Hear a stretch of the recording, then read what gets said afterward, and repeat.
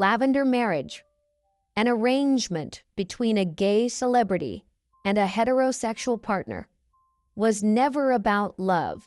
It was a smokescreen, a carefully crafted illusion to distract the public, protect reputations, and dodge the ever-looming threat of scandal.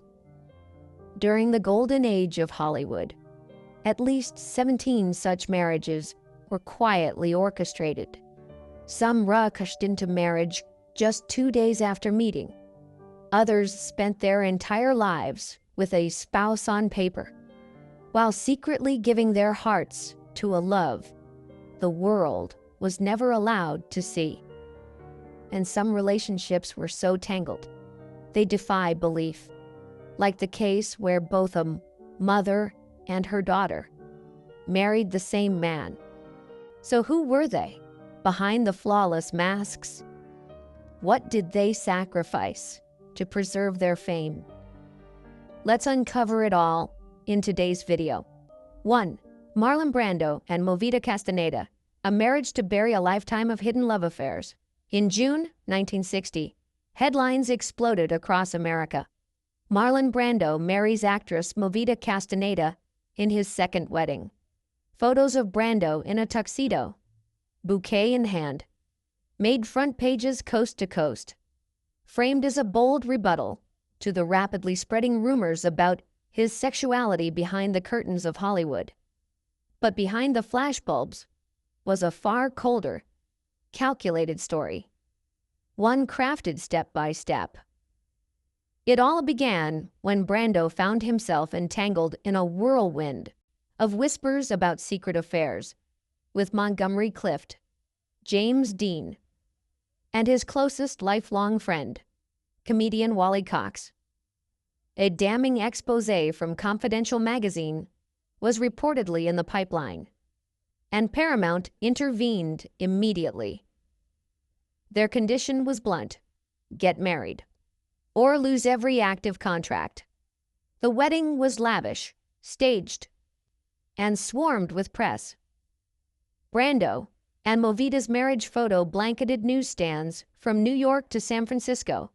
Movida Castaneda was handpicked because she was the perfect candidate, a former screen siren, scandal-free, intensely private, and someone who understood how Hollywood's shadow system worked. But just weeks later, Brando was spotted stumbling out of a small hotel in New York, arm in arm, clearly intoxicated, with none other than Wally Cox, the television comic, and his childhood friend. They looked less like friends and more like lovers. And Wally wasn't the only one. Over the years, the press would quietly dig up whispers of Brando's intimate ties to fashion designer Jacques Azaguri, an anonymous French photographer, and even a background actor who played a soldier in Mutiny on the Bounty, the very film that introduced him to Movida. According to a private assistant, Brando and Movida never lived in the same house. They never shared a bedroom. Throughout their marriage, they made only one public appearance together. Also, their last. One publicist who worked for the studio at the time later admitted, there was no love. That was the most carefully directed photo shoot of the year. And if Brando smiled that brightly, it's because he knew he just saved himself a 3-film mega deal. The marriage ended 2 years later. No lawsuits, no statements. But Brando, he never really left Wally Cox. The two continued living together, on and off. And when Brando died, he requested that their ashes be scattered side by side, something never mentioned in any obituary. Up next, 2. Paul Newman and Joanne Woodward, the secret letters that whispered forbidden desires. In 1958, post-war Hollywood witnessed one of its most celebrated unions. Paul Newman, the epitome of suave masculinity, married Joanne Woodward, an Oscar-winning actress lauded for both her intellect and discretion. They were the dream couple, strikingly beautiful, scandal-free, and inseparable on every red carpet. But there was one truth the press never dared touch at the time. Paul Newman had long been the subject of quiet rumors within the theater world. Rumors that whispered of a deeper connection with screenwriter Stuart Stern, the man behind Rebel Without a Cause, and Newman's long-standing confidant and collaborator. As Newman's star soared, he and Stern became nearly inseparable. They vacationed together, often without Woodward or Newman's children, attended events side by side, and spent countless nights secluded in a private lodge in the Vermont mountains. In New York theater circles, the murmurs were constant. Just watch the way Stuart looks at Paul. It says everything. Rather than drift quietly away from the whispers, Newman took a bold detour.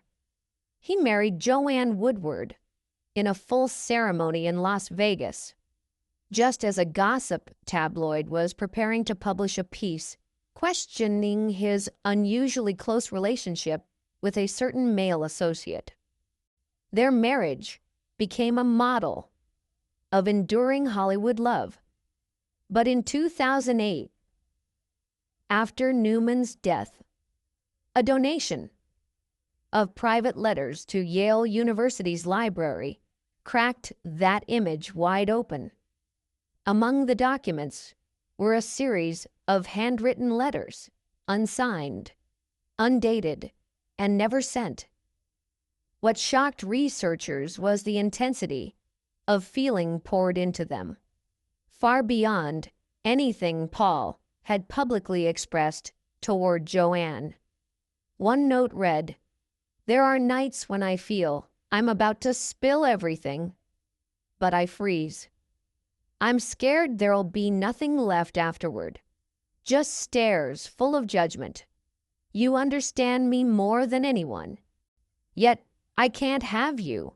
And though no name was mentioned, the letters dated back to the early 1960s, exactly when Newman and Stern were at their most creatively intertwined, producing films together, traveling across the country, and even spotted dining alone in a remote cabin in Maine.